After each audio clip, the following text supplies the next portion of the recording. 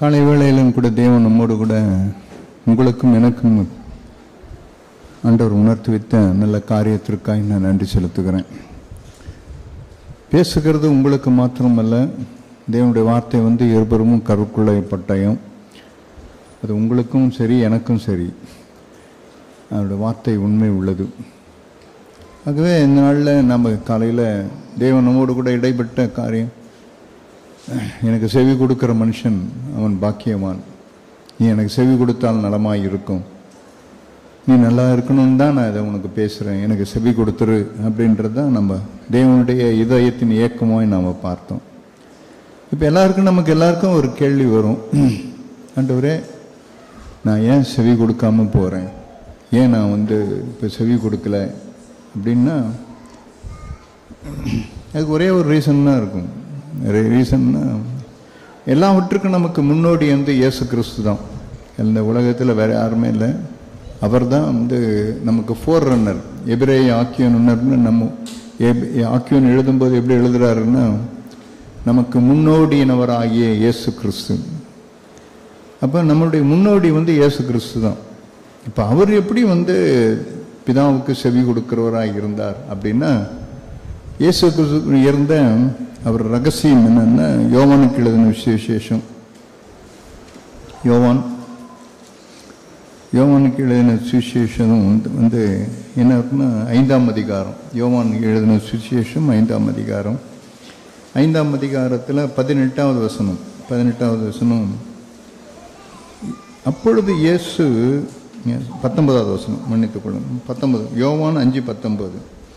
அப்பொழுது இயேசு அவர்களை நோக்கி, மெய்யாகவே மெய்யாகவே நான் உங்களுக்கு சொல்கிறேன், பிதாவானவர் செய்ய குமாரன் காண்கிறது எதுவோ அதையே அன்றி வேறொன்றையும் தாமாய் செய்ய மாட்டார். அதே 30வது வசனம், அதிலே 5:30 ஒரு வார்த்தை இருக்கு, நான் என் சுயமாய் ஒன்றும் செய்கிறதில்லை, நான் கேட்கிறபடியே நியாயம் தீர்க்கிறேன், எனக்கு சித்தமானதை நான் தேடாமல் என்னை அனுப்பின பிதாவுக்கு சித்தமானதே நான் தேடுகிறபடியால் என் தீர்ப்பு நீதியாய் இருக்கிறது. இதுதான் என்னுடைய ரகசியம். ரகசியம் என்னன்னு சொன்னா, இயேசு கிறிஸ்து எப்படி அவர் பிதாவுக்கு அவர் செவி கொடுக்கிறவராக இருந்தாருன்னு சொன்னா, அவர் செய்த ஒன்னே ஒன்று என்ன, இயேசு எந்த காரியத்தையும் தன்னுடைய இஷ்டத்தின்படி செய்ய மாட்டார். இப்போ இதில் நீங்கள் பார்த்தீங்கன்னா, அவர் சுயமாய் ஒன்றும் செய்கிறதில்லை அப்படின்னா என்ன அர்த்தம்னு சொன்னால், சுயமானா என்னன்றது நமக்கு சமயத்தை விளங்காமல் போயிடும். ஆனால் அதனுடைய நம்ம பாஷையில் சொல்லணும்னா எப்படின்னா, இயேசு கிறிஸ்து தன்னுடைய இஷ்டத்தின்படி ஒன்றும் செய்ய மாட்டார். அவர் இஷ்டத்தின்படி ஒன்றும் செய்யாதனால என்ன பண்ணுவார்னா, அவர் பிதாவை நோக்கி, ஆண்டவரே என் இஷ்டத்தின்படி நான் செய்ய விரும்பலை. ஆகவே தான் அவர் என்ன பண்ணார்னா, பிதாவுக்கு எப்பொழுதும் அவர் செவி கொடுக்கிறவராக இருந்து கொண்டே இருந்தார். இப்போ நம்ம காலையில் கேட்டது போல, நாங்கள் ஆண்டவருக்கு எப்படி செவி கொடுக்கணும் அப்படின்னா, உங்கள் இஷ்டத்தின்படி நான் செய்ய மாட்டேன், நீங்கள் ஒரு தீர்மானத்தை எடுத்து பாருங்க, ஆண்டவரே நான் இஷ்டத்தின்படி நான் இனிமேல் செய்ய மாட்டேன் அப்படின்னு உங்கள் உள்ளத்தில் நீங்கள் ஒரு தீர்மானம் எடுக்கும்போது என்ன ஒன்று, அடுத்தது உங்களுக்கு எப்படி எங்கே கொண்டு போகும்னு சொன்னால், ஆண்டவரே நீங்கள் என்ன சொல்கிறீங்க, நான் என் இஷ்டம் வேணாம், உங்கள் இஷ்டம் தான் எனக்கு வேணும் சொல்லுங்கள் அப்படின்னு சொல்லிட்டு என்ன பண்ணுவோம்னா, நாம் தேவனுக்கு செவி கொடுக்கறதுல நம்ம எல்லாரும் நம்ம வளர்கிறவர்களாக இருப்போம். ஆமாம், இந்த காரியத்தை உங்கள் இருதயத்தில் நீங்கள் எப்போ நீங்கள் பதித்து கொள்கிறீங்களோ அப்பெல்லாம் என்ன வரும்னா, நீங்கள் ஒரு நாளும் நீங்கள் தேவனுக்கு செவி கொடுக்கிறவர்களாக இருந்து கொண்டே இருப்போம். என் இஷ்டத்துக்கு நான் ஒன்றும் செய்ய மாட்டேன். இயேசு எப்படி இருந்தார், அவர் எப்படி தான் இருந்தார். அவர் அப்படியே சொல்கிறாரு, எனக்கு நான் காண்கிறது எதுவோ அதையே என்று வேறு ஒன்றையும் நான் சுயமாய் நான் வேறு ஒன்றையும் நான் தாமாய் எதை செய்ய மாட்டேன். 30வது வசனத்தில் பார்த்தீங்கன்னு சொன்னால், நான் சுயமாய் ஒன்றையும் நான் செய்கிறதில்ல, என் இஷ்டத்துக்கெல்லாம் நான் செய்ய மாட்டேன், வா பிதா என்ன சொல்கிறாரோ அதான் செய்வேன், இல்லைன்னா நான் செய்ய மாட்டேன், அமைதியாக இருப்பேன். உதாரணத்துக்கு நீங்கள் எடுத்து பார்த்தீங்கன்னா, அப்போஸ்தலர் நடவடிக்கைகளில் ஒரு வார்த்தை உங்களுக்கு ஒரு சம்பவம் இருக்கும். இயேசுனுடைய அவர் சுயமாய் நிறைய இருக்கு. அந்த இதில் நான் உங்களுக்கு ஒரே ஒரு உதாரணத்தை உங்களுக்கு எடுத்து காட்டுறேன். அப்போஸ்தலர் நடவடிக்கைகளில் 3ஆம் அதிகாரத்தில் இங்கே பார்த்தீங்கன்னா ஒரு சம்பவம் இருக்கும். 1ஆம் வசனம், ஜெப வேளையாகிய 9ஆம் மணி நேரத்தில் பேதுரும் யோவானும் தேவாலயத்திற்கு போனார்கள். அப்பொழுது தன் தாயின் வயிற்றிலிருந்து சப்பானியாய் பிறந்த ஒரு மனுஷனை சுமந்து கொண்டு வந்தார்கள். தேவாலயத்திலே பிரவேசிக்கிறவர்கள் பிச்சை கேட்கும்படி நாடோறும் அவனை அலங்கார வாசல் எனப்பட்ட தேவாலய வாசலண்டையிலே வைப்பார்கள். தேவாலயத்தில் பிரவேசிப்போர்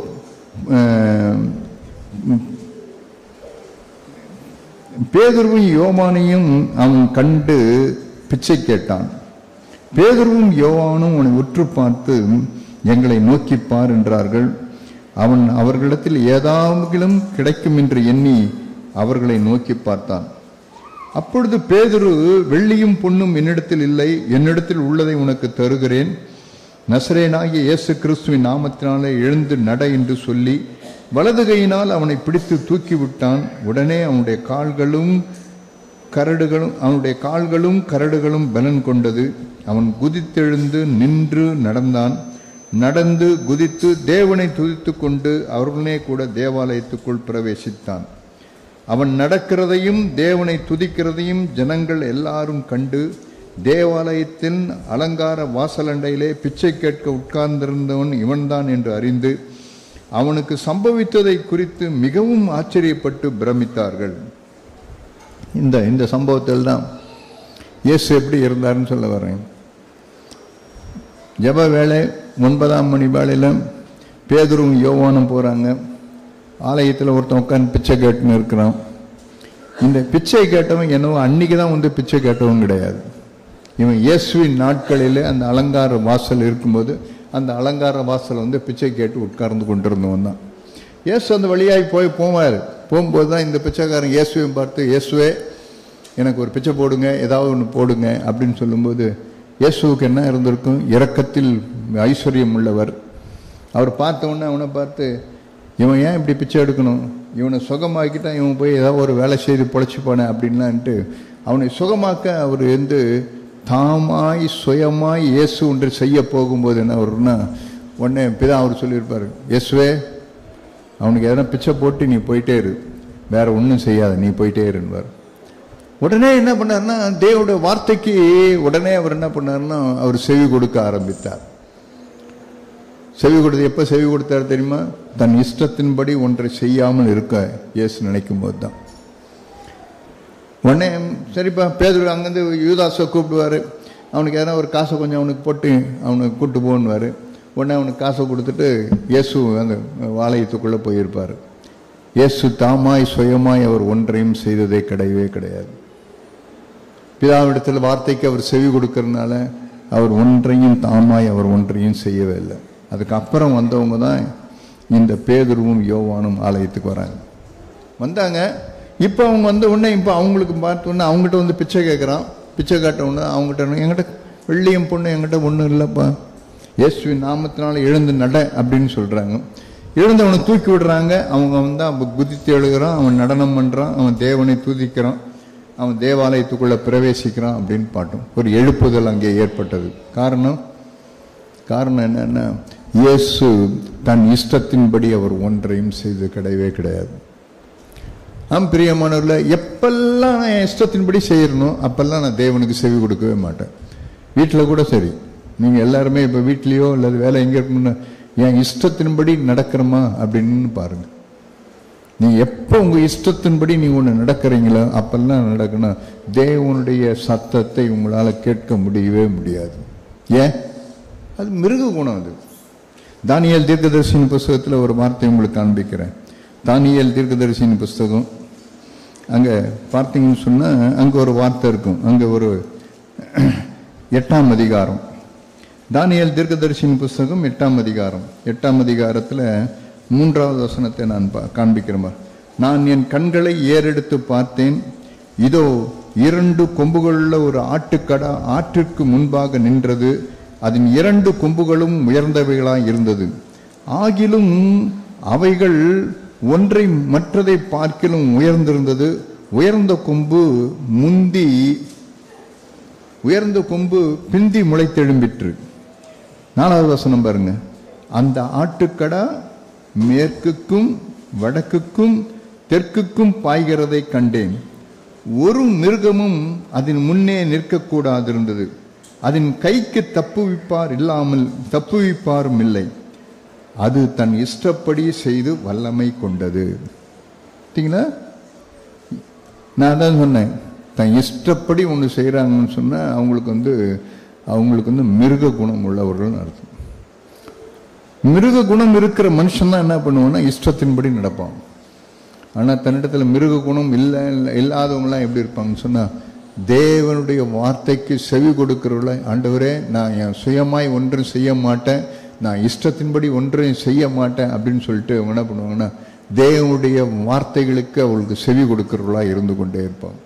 யோசித்து பாருங்க, இப்போ நான் ஏன் தேவனுடைய வார்த்தைக்கு செவி கொடுக்கல அப்படின்னு சொன்னா, ஏதோ ஒரு இடத்துல நான் என்ன பண்ணிருக்கேன்னா என் இஷ்டத்தின்படி இருக்கிறேன் அப்படின்னா, என்னிடத்துல நான் மனுஷியமா நான் வந்து தேவ குணம் எங்கிட்ட இருக்கிறதுக்கு பதிலாக எங்கிட்ட என்ன இருக்குன்னா மிருகத்தினுடைய குணத்தை நான் உடையவனா இருக்கிறேன். மிருகத்துக்கெல்லாம் இருக்க ரொம்ப இருக்கிறது. மிருகத்துக்கு என்னன்னா அதுக்கு சில ஹேபிட்லாம் உண்டு. மிருகத்துக்கு சில ஹேபிட்லாம் உண்டு. நல்லா சாப்பிடும், நல்லா தூங்கும், நல்லா பெருந்தண்டி இருக்கும், நல்லா சாப்பிடும், நல்லா தூங்கும். அது மாத்திரம் இல்லை, நல்லா சண்டை போட தெரிஞ்சுக்கும். யாரா ஒருத்தர் இருந்தாங்கன்னா பார்த்தீங்கன்னா நல்லா சண்டை போடும். அது அநேக சூழ்நிலைகளில் என்னுடைய இஷ்டத்தின்படி நடக்கிறதுனால தான் என்ன வரும்னா, நான் சண்டை போடுகிறவனா நான் இருந்து கொண்டே இருப்பேன். இயேசு கிறிஸ்துனுடைய சகோதரன் தான் யாக்கோபு. அவர் மற்ற எல்லா சீஷர்களும் அவரோடு கூட 3.5 வருஷம் தான் இருந்தாங்க.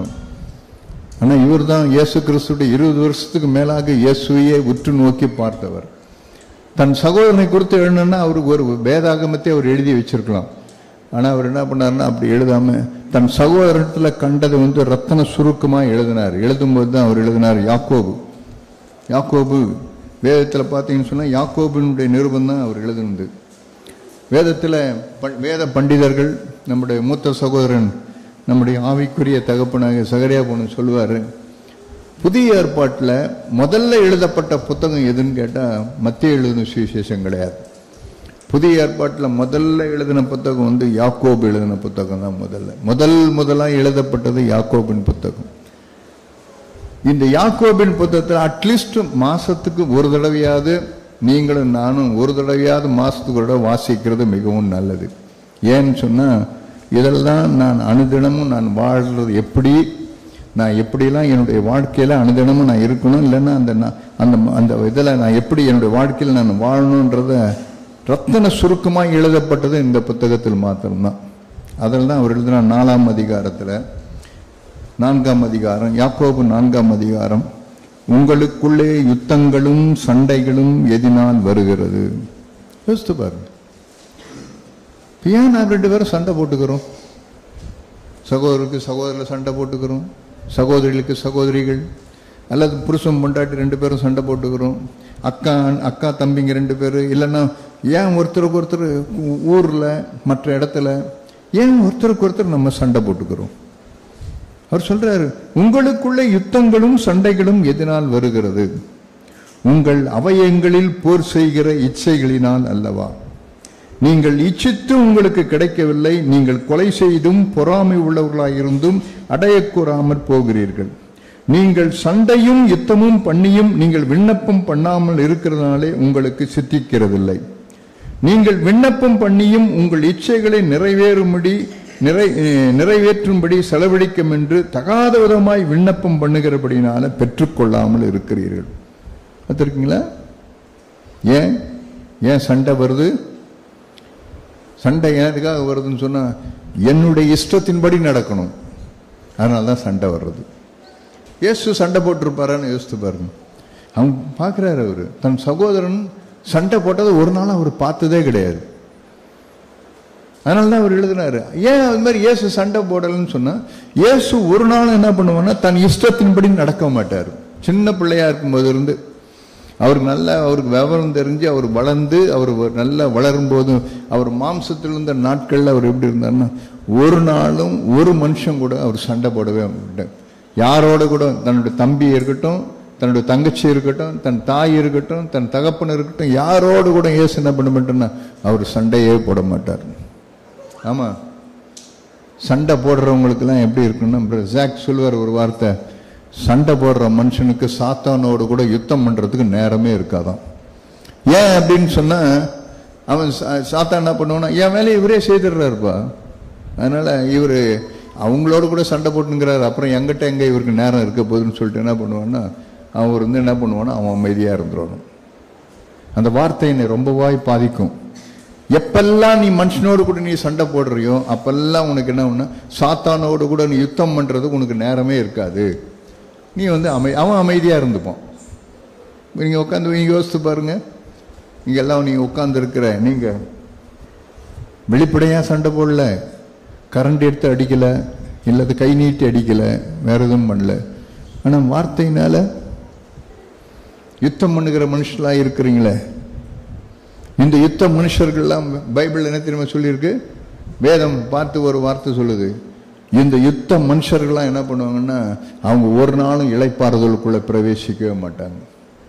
ஆமா, வேதம் அப்படிதான் எழுதிருக்கு. பழைய ஏற்பாட்டில் பார்த்தீங்கன்னா என்ன எழுதிருக்குன்னா, இஸ்ரவேல் ஜனங்களை குறித்து எழுதும் போதெல்லாம் அவங்க எல்லாரையும் வனாந்தரத்தில் தேவன் அவங்கள தெரிய விட்டாராம்.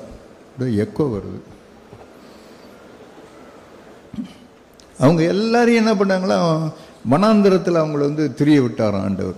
ஏன் அவங்க வனாந்தரத்தில் தெரிய விட்டார் தெரியுமா, இந்த யுத்த புருஷர்கள் இந்த வனாந்தரத்தில் சாகர வரைக்கும் அவன் ஒருத்தனையும் அவன் கானான் தேசத்துக்குள்ள பாலும் தேனும் ஓடுகிற தேசத்துல நான் அலோவ் பண்ண மாட்டேன்னாரு. பிரியமானவர்களே, எப்பெல்லாம் உங்களுக்குள்ளும் எனக்குள்ளும் யுத்தமும் எங்களுக்குள்ள நம்ம சண்டையும் வருதோ அப்பெல்லாம் என்ன இருக்குன்னா, வீட்லையும் சரி சபையிலையும் சரி எந்த இடத்துலையும் போனாலும் என்ன இருக்குன்னா, இளைப்பாறுதல் என்பது இருக்கவே இருக்காது, ஒரு நாள் இருக்காது. தேவன் பார்த்துக்கிட்டே இருப்பாரு, இவன் யுத்த புருஷன், இவனை உள்ள விடவே கூடாது அப்படின்னாரு. அது மாத்திரம் இல்லை, இப்போ நம்ம எல்லாருக்கும் இப்போ நம்ம நினைக்கிறோம் ஒரு சபை கட்டப்படுது. இப்போ தாவீதுக்கு அது மாதிரி ஒரு எண்ணம் வந்தது. அவனுக்கு உடனே அவருக்கு என்ன பண்ணாருன்னா, ஆண்டவர் என்ன பண்ணாருன்னா, அவன் தாவீதுக்கு ஒரு எண்ணம், நான் மட்டும் அரண்மனையில் இருக்கிறேன், தேவனுடைய இது இப்படி ஒரு இதில் இருக்குது, ஆகவே நான் தேவனுக்கு நான் ஒரு ஆலயத்தை கட்டுவேன்னு சொன்னார். உடனே நாத்தான் தீர்க்கதரிசியை பார்த்து கேட்டார், நான் தேவனுக்கு ஒரு ஆலயத்தை கட்டணும்னு நினைக்கிறேன். அவர் உடனே தீர்க்கதரிசி என்ன சொன்னா, பரவாயில்ல, உன் இருதயத்தில் எப்படி இருக்கோ நீ அப்படியே கட்டு அப்படின்ட்டார்.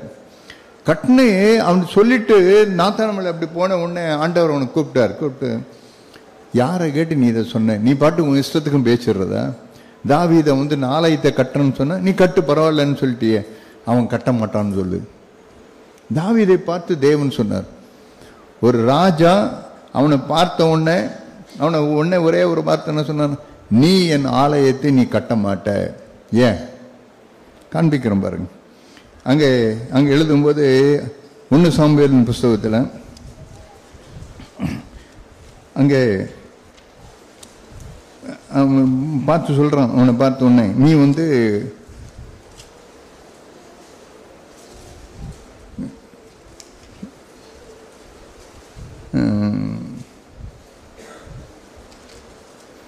தாவீது ஆலயத்தை கட்ட போகும்போது இல்லை நீ கட்ட மாட்ட அப்படின்னு சொன்னார். 1 ராஜாக்களின் புஸ்தகம் நினைக்கிறேன்.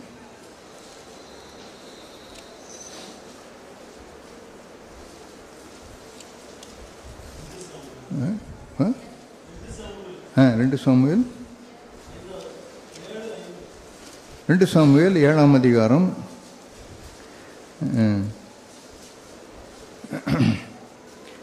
அங்க பார்த்தீங்கன்னா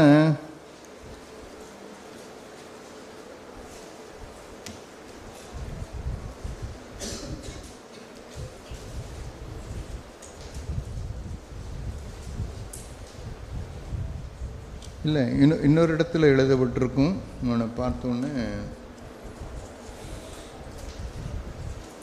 நீ ஆலயத்தை கட்ட மாட்டாய் அப்படின்னு சொல்லுவார் ஆண்டவர்.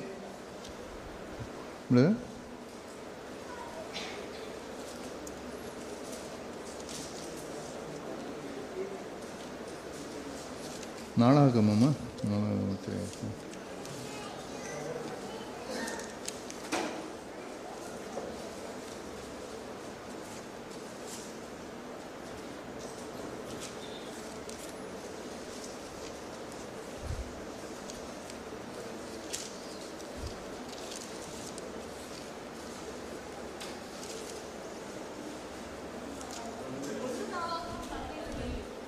1 நாளாகமும்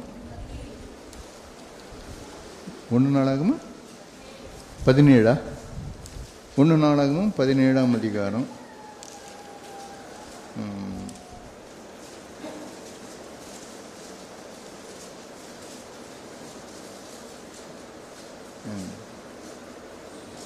ஓகே, 1 நாளாகமும் அதுக்கு முன்னே இன்னொரு 1 நாளாகமும் 17ஆம் அதிகாரத்தில் இப்போ தாவீது பார்த்து சொல்லுவார், என் தாசனாகிய கர்த்தர், இப்போ 4ஆம் வசனம் பார், நீ போய் என் தாசனாகிய தாவீதை நோக்கி கர்த்தர் சொல்லுகிறது என்னவென்றால், நான் வாசமாயிருக்க எனக்கு ஆலயத்தை கட்ட வேண்டாம். நீ ஒரு யுத்த புருஷன், அதனால் நீ அதிகமான ரத்தத்தை நீ சிந்தன, அதனால் நீ என்னுடைய ஆலயத்தை கட்ட மாட்ட அப்படின்னார். நீ யுத்த புருஷன், அதனால் எப்படி கட்ட மாட்ட. ஆனால் உன் குமாரன் சாலமோன் இருக்கிறான்ல, அந்த சாலமோன் அவன் எப்படி பட்டுவான்னு சொன்னால், அவன் 22ஆம் அதிகாரம் 1 நாளாகவும் 22ஆம் அதிகாரம் 1 நாளாகவும் 22ஆம் அதிகாரம் 22ஆம் அதிகாரத்தில் 8வது வசனம் பாருங்க. ஆனாலும் கர்த்தருடைய வார்த்தை எனக்கு உண்டாகி, நீ திரளான இரத்தத்தை சிந்தி பெரிய யுத்தங்களை பண்ணினாய். நீ என் நாமத்திற்கு ஆலயத்தை கட்ட வேண்டாம். எனக்கு முன்பாக மிகுதியான இரத்தத்தை தரையிலே சிந்த பண்ணினாய். நீ ரத்தத்தை, நீ சண்டை மனுஷன், யுத்த புருஷன், அதனால நீ கட்ட மாட்ட. அதே மாதிரிதான் ஆலயம் மாத்திரமல்ல, வீடும் கூட அப்படிதான். ஒரு வீடு கட்டப்படுதுன்னா வெறும் செங்கலும் சிமெண்ட்டும் வச்சு மற்ற எல்லாம் வச்சு ஆலயத்தை வீட்டை கட்டிடலாம். ஆனால் அந்த வீடு வெறும் கட்டின வீடாக தான் இருக்கும். ஆனால் அந்த வீட்டில் சமாதானம் இருக்காது, அந்த வீட்டில் நிம்மதி இருக்காது. அந்த வீட்டில் எப்போ பாரு அங்கே ஒரே ஒரு சஞ்சலமாக இருந்து கொண்டே இருக்கும். எப்பவுமே அந்த வீட்டில் சண்டை இருந்துகிட்டே இருக்கும். எங்கள் வீட்டில் எங்கள் பையன் ஒரு சின்ன பையன் எங்கள் வீட்டில் வளர்ந்து வந்தான். இப்போ அவன் பெரிய மெக்கானிக்கல் இன்ஜினியர் ஆகிட்டு ஒரு பெரிய கம்பெனியில் இப்போ அவன் பெரிய ஆஃபீஸராக இருக்கிறான். அவன் சின்ன பிள்ளைய இந்த மாதிரி ஒரு சின்ன பிள்ளையாக இருக்கும்போது எங்கள் வீட்டுக்கு வந்தான். எங்கள் வீட்டில் இருந்து வளர்ந்தான் அவன். அப்போ எப்போவுமே எங்கள் வீட்டுக்கு வருவான். வந்த உடனே வீட்டில் எல்லாத்தையும் களைச்சி போட்டுருவான், ஏதாவது ஒன்று பண்ணுவான், கலாட்டா பண்ணிட்டே இருப்பான். அது எங்களுக்கும் ரொம்ப சந்தோஷமாக தான் இருக்கும். அவன் அது மாதிரி பண்ணுறது எங்களுக்கு ஒரு சந்தோஷமாக இருக்கும். அவன் போயிடுவான், மறுபடியும் அந்த பொருள்லாம் எடுத்து அடுக்கி வச்சுருப்போம். ஒரு நாள் எங்கள் வீட்டுக்கு வந்தான். வந்த உடனே அவன் என்ன பண்ணான்னா, நான் உக்காந்துட்டு இருந்தேன். உக்காந்த உடனே என்ன பார்த்தோன்னே உள்ள நுழைஞ்ச உடனே என்ன பண்ணான்னா, என்ன பார்த்தேன், ஹலோ அங்கிள் அப்படின்னா. உடனே நான் என்ன பண்ணேன்னு தெரியுமா, அவனை பார்த்தேன், என்னடா அப்படின்னு. அவன் அது வரைக்கும் அவன் அது மாதிரி எதிர்பார்த்ததே இல்லை என்கிட்ட. அவன் பார்த்தான், என்னடா அது நல்லா தானே அந்த மனுஷன், என்ன இன்னைக்கு திடீர்னு நாய் குலைக்கிற மாதிரி குலைக்கிறானே அப்படின்னு சொல்லிட்டு பேசாமல் அப்படியே அமைதியாக இருந்துட்டு அப்புறம் கிச்சனுக்கு போனான். கிச்சனில் போனோன்னா எங்கள் ஒய்ஃப் அங்கே இருந்தாங்க. அங்கே பார்த்தோன்னே ஹலோ ஆண்டி அப்படின்னா. உடனே என் ஒய்ஃப் என்ன பண்ண, என்னடா அப்படின்னா. அவனுக்கு என்ன பண்ணுறேன்னு ஒன்றும் புரியல. என்னடா அது, எல்லாம் நல்லா இருப்பாங்க, இங்கே போனால் இவர் நாய் மாதிரி விழுறாரு, அங்கே உள்ளே போனால் அது ஒரு நாய் மாதிரி விழுது, இது என்னன்னு ஒன்றும் புரியலையே அப்படின்ட்டு இப்படி பார்த்தோம். பார்த்துட்டு உடனே படாருன்னு என்ன பண்ணா, விழுந்து வீட்டை விட்டு வெளியே ஓட்டான். அவன் அது மாதிரி சொல்லலை, ஆனால் மைண்ட் வாய்ஸ் அது மாதிரி இருந்திருக்கும் போல் தெரியுது. சின்ன பிள்ளை, அவனுக்கு ஒன்றும் சொல்ல தெரில. அவன் போன பிற்பாடு தான் எனக்கு உணர்வு வந்தது. அப்போ தான் நான் ஆண்டவர்கிட்ட கேட்டேன், ஆண்டவரே, பிள்ளை எப்போ வந்தாலும் வீட்டில் நல்லா விளையாடிட்டு இருப்பான், ஆனால் இப்போ இப்போ வெளியே ஓடுறான், இப்போ எப்பவுமே இது மாதிரிலாம் இருக்க மாட்டானே, ஏன் இது மாதிரிலாம் போகிறான் அப்படின்னு சொல்லிட்டு நான் கேட்கும்போது ஆண்டவர்னு சொன்னார், நாற்றம் எடுத்த உன் பெருமையினால் தான் அப்படின்னாரு. என்ன அப்படி நாற்றம் எடுத்த பெருமை எங்கே இருந்ததுன்னு சொன்னால், அப்போ தான் நாங்கள் 2 பேரும் சண்டை போட்டுங்கிறோம். நானும் என் ஒய்ஃபும் சண்டை போட்டு, நான் ஹாலில் உட்காந்துக்கிறேன், என் ஒய்ஃப் கிச்சனில் உட்காந்துக்கிறேன். ஏதோ ஒப்புக்கு போகாத காரியம். இதை எதுக்கு சொல்ல வரேன்னா, வீட்டில் புருஷனும் பொண்டாட்டியும் நீங்கள் வித்தியாசமான ஆவியில் இருந்தீங்கன்னா அதில் பாதிக்கப்படுகிறது உங்கள் பிள்ளைகள் தான், வேற ஒன்றுமே கிடையாது. அதை அவங்களுக்கு சொல்ல தெரியல, ஆனால் அந்த ஆவியை அவங்க பருகிறாங்க. அந்த ஆவியை அவங்க பருகும்போது அவங்களுக்கு அது பிடிக்கல. அதனால என்ன பண்ணா, படார்னு எழுந்து வெளியே போயிட்டோம். வீட்டில் ஒரு ஆவி தன் இஷ்டத்தின்படி செய்யாத ஒரு ஆவியில ஒரு புருஷனும் ஒரு மனைவியும் இருக்கும்போது என்ன நடக்குன்னு சொன்னா, பிள்ளைகள் அந்த இடத்துல செழிப்பாய் வளர்ந்து கொண்டே இருப்பாங்க. அவங்க கற்றுக்கொள்ளவே மாட்டாங்க. அவனுக்கு சண்டைன்றது என்னன்னு தெரியவே தெரியாது. அதனால்தான் யோபு ஒரு வார்த்தையை சொன்னாரு, உங்கள் ஆவியை குறித்து நீங்கள் எச்சரிக்கையாயிருங்கன்னு சொன்னார்.